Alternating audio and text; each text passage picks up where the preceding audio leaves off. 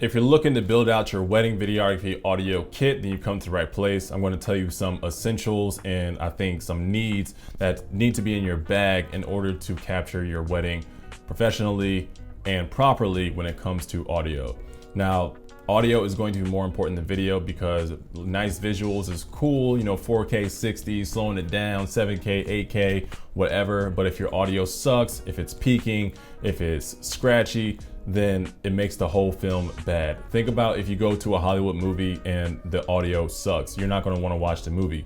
Versus if your visuals are not all the way there, but your audio is super clean, then it's gonna be a much more watchable experience. So on today's video, I'm gonna tell you a few essentials that I think need to be in your bag in order to really bring those stories to life with the audio. The first thing I'm going to recommend is an audio interface, preferably one with 32-bit float. The one I've been using and loving so far is the Zoom F3.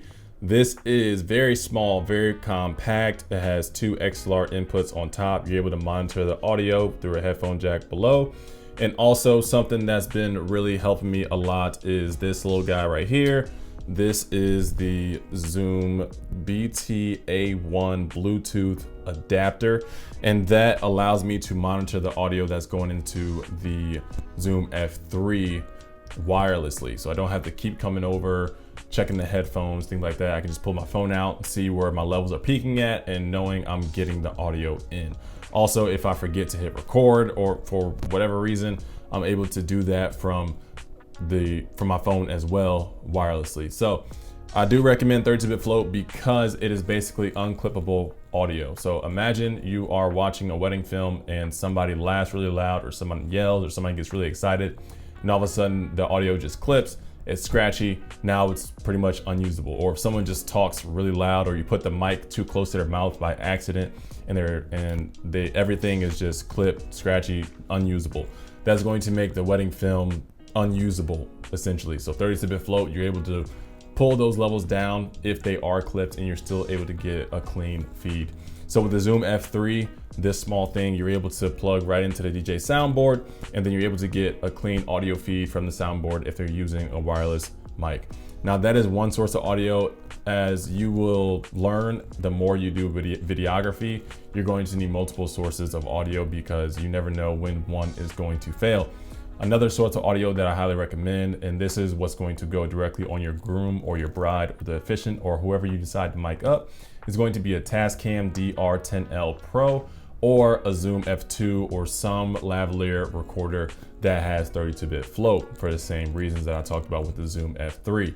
Now I'm recording with the Tascam 10R, what did I call it? The Tascam DR10L Pro, I'm recording with it right now. And you're probably asking, okay, it's a lavalier microphone. I don't see it on you. Where is it? Like, what's going on? And one of the things that bugs me the most is when I'm watching wedding films or if I'm watching interviews, corporate interviews, and I see the mic just on the shirt. It's very distracting. And if you are pairing up or teaming up with a photographer, it makes the photographer's job a lot harder because then they're going to have to go and edit out the mic on every single little thing, every single picture during the ceremony. It's super annoying. So what you do is use something like this. This is the Bumblebee Lav Concealers. And with it, you're going to be able to use these dead cat windscreens. And they go wrong way. They go right on to the mic and then you stick them on your groom's jacket or the officiant's jacket or whatever.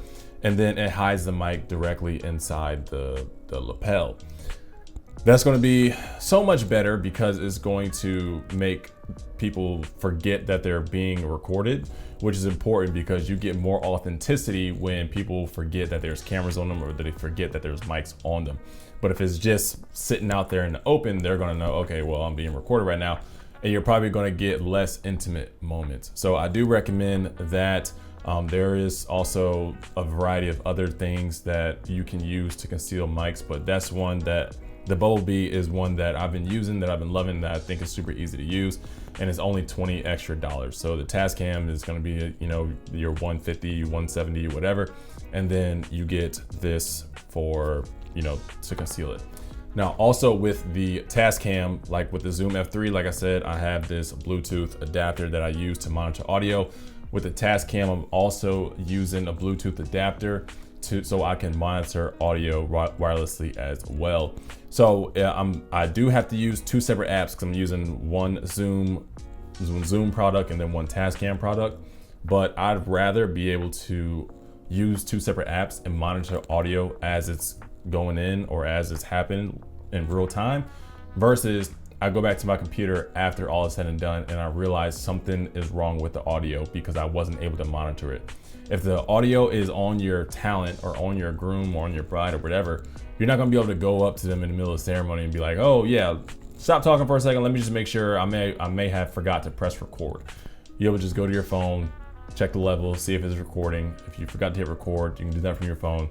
So if your device is able to have a Bluetooth adapter, I do recommend getting one just for your own peace of mind. The third piece of audio that I'm going to talk about today is this. This is the Sony Tx660.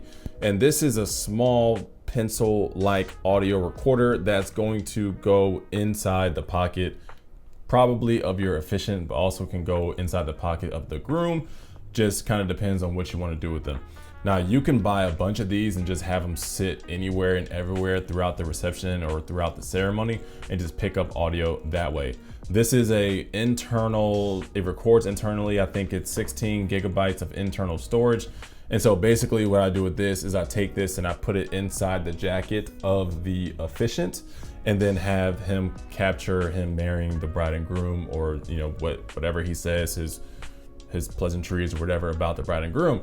Now, the only thing about the Tx660 is that this is not 32-bit float. Now, I use this solely for the officiant because of the fact the officiant probably isn't going to be talking that loud. He's probably going to be talking to a microphone, and the microphone is going to pick up the majority of the audio, but this is going to be a great source of backup audio as well. So if he is talking to a mic, like I said, with the Zoom F3, I'm able to capture that main audio with this, and then this is going to be a good source of backup in case something happens with this.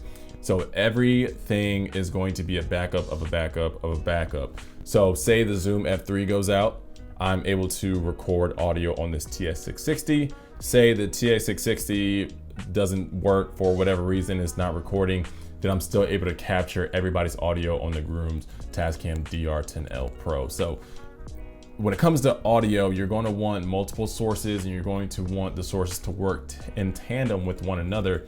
And then you just pick the best audio when it comes to being in post. Now, if I was to bring all that audio into post, chances are I would probably try and use the 32-bit float audio over the 24-bit, just because it's going to sound a little bit better and it's going to be a little bit cleaner. But when it comes to it, you want everybody to have their own source just in case anything happens. So those are the main three sources of audio that I recommend when you go into shooting your first wedding. Make sure you get some concealers, hide the mics, and these are going to be what are going to get you through the majority of your weddings. Now, when it comes down to it, once you're doing bigger weddings, you might need more lav mics, or you might need more interfaces or whatever. But when it comes to, if you're just getting into weddings, your chances are you're not doing 300, 400, 500 person weddings. So these are the things that I think you will need in your bag, and it's going to make it super easy for you. A couple more accessories that I recommend is that you bring an XLR cable for the Zoom F3, which is going to plug in right into the DA soundboard. And then you also bring a XLR splitter, just in case they only have one port available for you to plug into. I got a frog in my throat. Just in case they only have one XLR port for you to plug into, you're able to split audio, one into the DJ's feed and then one into your feed, and you're still getting a clean signal. A lot of this customer service work, a lot of the wedding work is about problem solving. If you show up without the proper gear for shooting a wedding, and then the bride and groom are mad at you and you're like, well, the DJ didn't have extra ports. That's not the DJ's fault, that's your fault for not being prepared. So make sure you come with the right stuff. So with that being said, if you have any questions, any additional questions, or if I missed anything that you are curious about, leave a comment down in the description below. With that being said, subscribe, like the channel, do all the things, and there'll be a lot more where this came from. And with that being said, I'm gonna holler at y'all next time. Peace.